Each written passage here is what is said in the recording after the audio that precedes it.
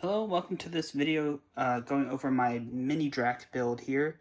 I just wanted to touch on some of my existing planes already since I realized I've made videos for the Flick Wing and the FTCRC H1, but not really of any of my existing planes.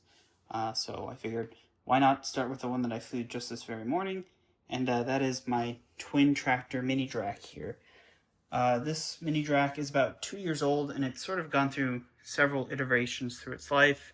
It started as a uh, extended wing, extended wings, just regular mini Drak, and flew that for a while with some big 4S 2P 21700 packs, and that was good. It was decently quick and flew very nice and floaty.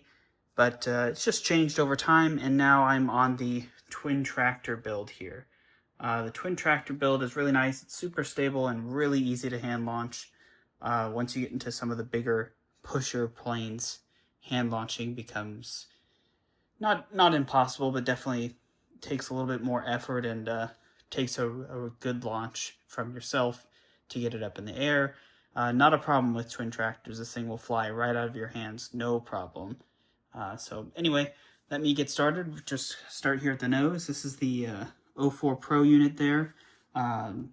It's mounted to my own design on the nose here, specifically for the 04 Pro. It's a modular system here, so I have a base plate that's glued to the plane, and the ABS gray part here is actually just screwed in through there with some screws. That works pretty well. And then it's just got a little tunnel here that's going from the nose that goes into the main bay here that I can route the camera cable through. I did have to get an extended camera cable for the 04, a coaxial cable, because the standard one was slightly too long, or slightly too short, sorry. So when I would open this hatch, there would be some pressure on the coaxial cable, and that pressure was too much for the coaxial cable to bear. I think I've already made a video on my disappointment with the durability of the 04 Pro units. But yeah, this is another case where that reared its head.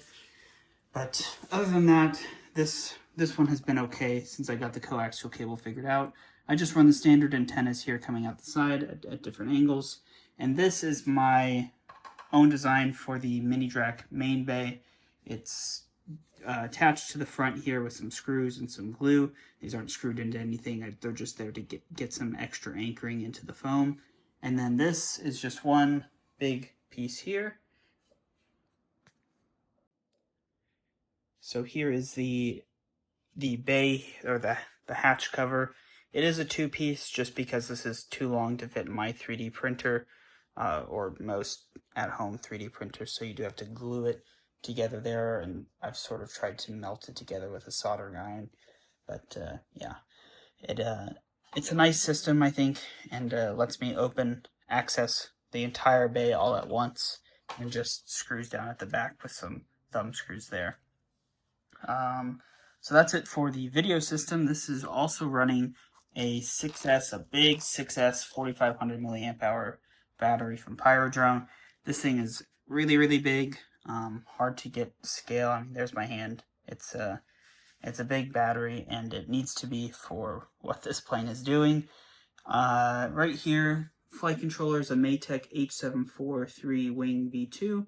I've had that one for quite a few years, and it's still going strong, so I'll keep putting it in planes until it decides to die one day. But it's been really good for me so far, and it runs pretty big servos. Originally, it was in my AR Wing Pro several years ago, but it's still around, and it's still doing a really good job, so I will gladly put it in this build and maybe future ones. I do have a SpeedyBee Bluetooth adapter wired up. I don't actually use that, and I don't know if the SpeedyBee app is compatible with iNav 8. It's mostly there in case of an emergency. If I have to change something at the field, I can just do it from my phone. On top of that, I actually have the TBS M10 M10.2 GPS. I'm not 100% sure on the name there, but that is probably the best GPS I have. I do like the Flywoo Goku Nanos, but this one with the bigger antenna seems to get a lock pretty quick. I mean, by the time I can get my goggles on and get everything ready, that usually has a lock, as long as these wires aren't in the way. I guess you might think that those are XT60s. Those are not. These are XT90 connectors because this thing is quite the monster. So there's the RX Nano Pro.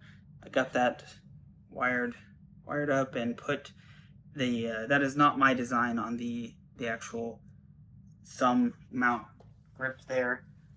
Typically that's where the motor will go on a pusher mini Drak, but this is just like a thumb hold, so when you launch it you just hold there and let it go.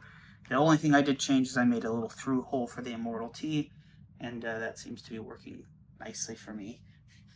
As far as the motors go, we have 2807 1500 kV Emax Eco motors, and right now they're spinning 8x6 props. That is pretty intense. It's pulls a lot of current, so that might change for something geared for a little bit more speed, like a 7x9, but we will see. I have to do some work to get this in the air. I'll show you here in a second why that is. And then in each little side bay here, unscrew this little mount, I have 2 TBS Lucid individual ESCs. These are good up to, I think, like 6 to 12S and 120 amp bursts. So those are pretty monstrous, and they should be able to handle what I'm putting through this plane.